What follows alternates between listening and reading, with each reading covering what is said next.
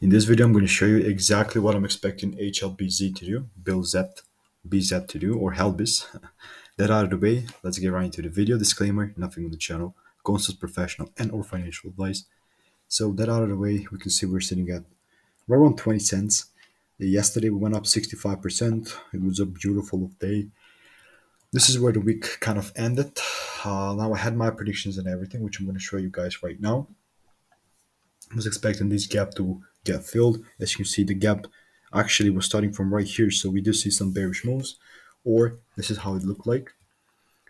We can see also me and you both can see in the bottom right corner how this thing has performed in the past, and yeah, here it is. It's quite bad. 95% in the past year. It's quite bad, late for me, and these were my predictions. Okay, right here. This is what I was expecting. Oh my bad. Helbiz.